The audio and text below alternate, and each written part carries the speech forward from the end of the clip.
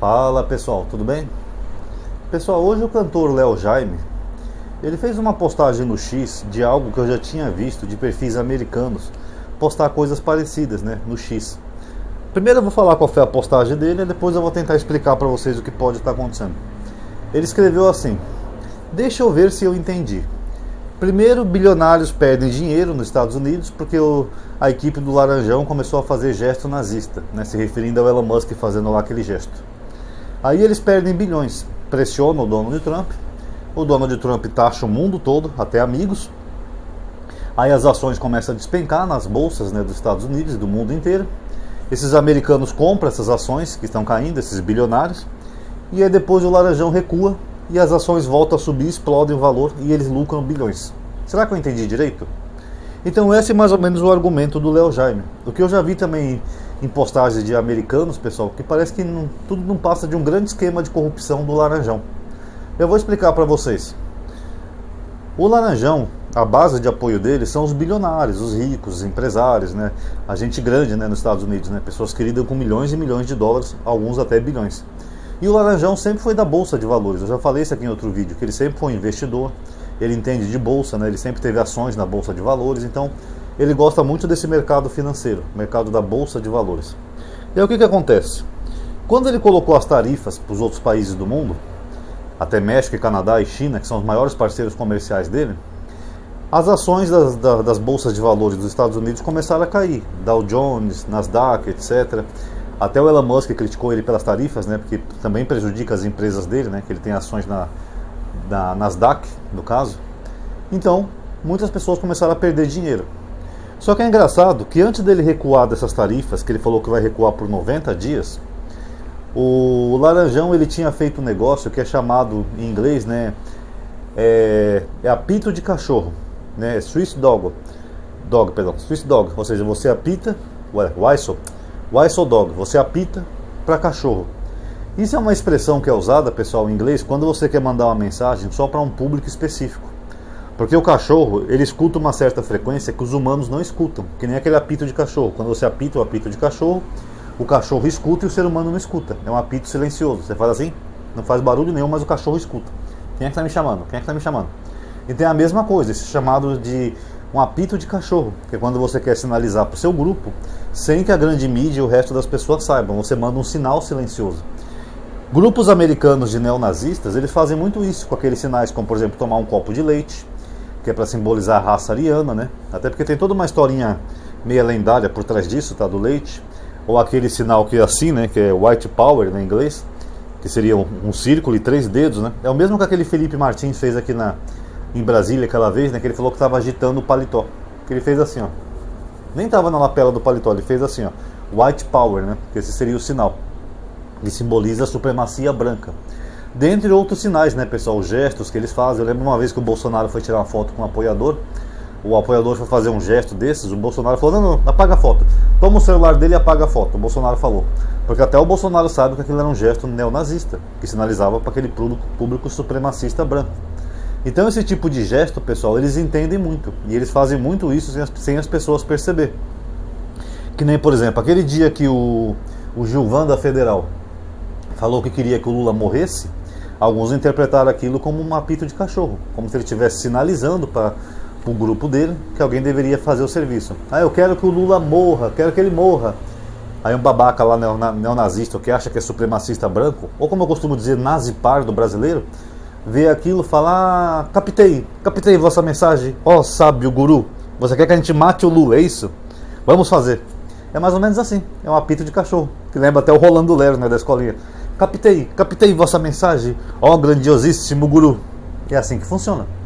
Então quando o Trump, antes dele colocar esse recuo de 90 dias nas tarifas, ele deu um tipo de apito de cachorro, que pouca gente percebeu. Ele escreveu no Twitter dele, naquela rede social que é só dele, né, que tem pouca gente, mas os principais seguidores dele estão ali.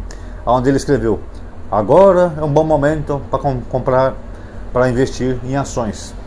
O que ele estava sinalizando ali? Que era para esses milionários e bilionários comprarem as ações que tiveram uma queda no preço, por causa da queda das bolsas de valores. E o que aconteceu?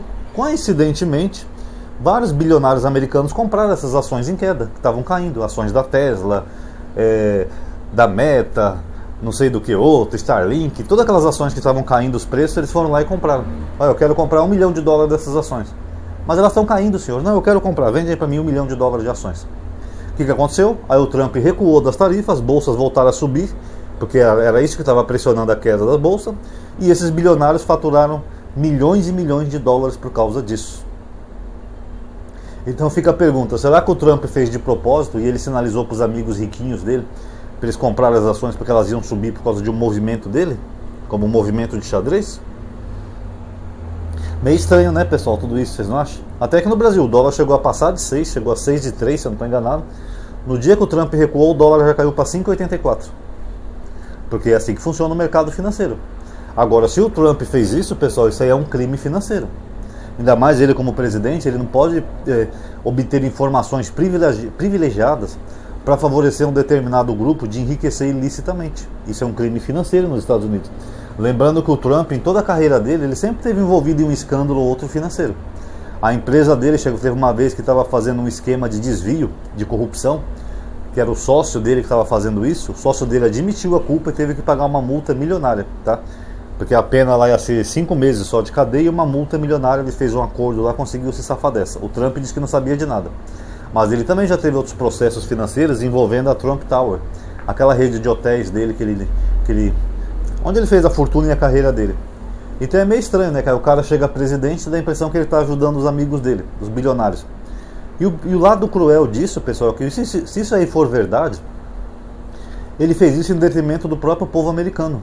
Porque o cidadão comum americano, que não é um bilionário nem investidor da bolsa, muitos perderam seus empregos, muitos perderam suas fábricas, alguns perderam suas fazendas, alguns perderam seus meios de sustento por causa dessa palhaçada tarifária do Trump. Eu já contei aqui para vocês daquele caso do cara que tinha um hotel no Maine, que é o estado mais ao norte nos Estados Unidos, né, no Nordeste no caso, que faz fronteira com o Canadá, onde ele perdeu 90% dos clientes, que eram todos canadenses que se hospedavam na pousada dele. Mas por causa da palhaçada dele, esses clientes cancelaram, né, suas reservas no hotel e ele teve um prejuízo enorme. Então, só por causa dessa palhaçada do Trump, ele começou a ferrar muitos cidadãos dos Estados Unidos. Ou seja, se ele fez isso mesmo, então, pessoal, isso é um caso grave, seria uma corrupção. Só que aí no caso, como ele é o presidente, eu não sei se lá funciona como cá no Brasil, é mais difícil ele pagar por isso, porque ele está no cargo de executivo, né, o cargo máximo. Não sei se lá tem algum tipo de PGR, como tem aqui no Brasil.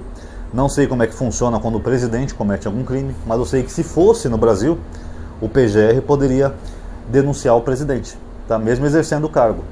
Como já aconteceu, o Temer foi denunciado mesmo sendo presidente, o Michel Temer. Agora, nos Estados Unidos eu não estou muito a par disso, mas eu acho que o presidente ela só pode ser julgado pela Suprema Corte.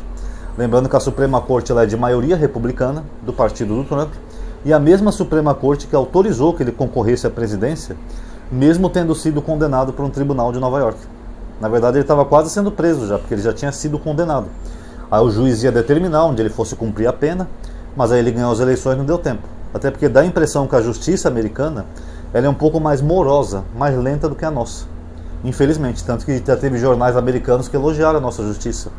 Eles falaram que depois do 8 de janeiro, a nossa justiça foi muito mais rápida em prender e condenar os golpistas do que lá nos Estados Unidos, onde ninguém foi preso no dia, só foram presos quase um ano depois que o FBI foi identificando quem eram aquelas pessoas, tal, indo no endereço, fazer prisão, essas coisas. O Brasil foi muito mais rápido. Outro exemplo também é a Inglaterra, né, que saiu no jornal britânico, acho que é The Economist, que falou a seguinte frase: no Brasil os golpistas vão para a cadeia, nos Estados Unidos vão para a presidência. De uma forma indireta, elogiando a nossa justiça e criticando a justiça americana. Inclusive o Xandão deu uma entrevista essa semana, né, para o New Yorker, que é uma revista americana, onde ele fez um ensaio de foto que deixou os bolsonaristas mordidos com ele, mas onde ele falou a verdade, ele explicou os casos aqui no Brasil, que não tem censura nenhuma, que não tem ditadura. O Xandão mais uma vez jogando um balde de água fria nos planos dos bolsonaristas, tá? É isso que está acontecendo. Mas enfim, pessoal, se for isso for verdade, o Laranjão então ele está só fazendo esquemas, ele está brincando com os países e com as economias globais para favorecer bilionários americanos. Vocês percebem o quanto isso é cruel? O quanto isso é criminoso e monstruoso? Se for verdade, por enquanto é só uma tese, né, que eu vi na internet, esse Laranjão é pior do que você imaginava e a gente não sabe o que ele pode fazer.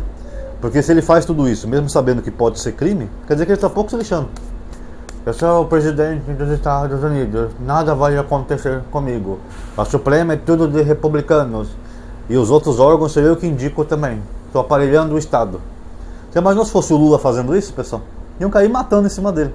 Mas como é o Laranjão, ele está seguindo o estilo Hugo Chávez, né? Ele aparelha o Estado, faz o que ele quiser. Ninguém vai poder condenar ele, porque ele que botou aquelas pessoas lá. E dane-se, vai cometer crime até o final do mandato. Triste país, né, pessoal, que colocou de volta esse Laranjão condenado na presidência, né? Lamentável. Enfim, vamos ver que bicho que vai dar. Quem gostou do vídeo, pessoal, dá um like aí, se inscreve no canal e ativa o sininho, compartilha nas suas redes sociais, grupos, para as pessoas verem. Comente também o que você achou, tá? Que é muito importante. Você acha que o Laranjão está cometendo um crime?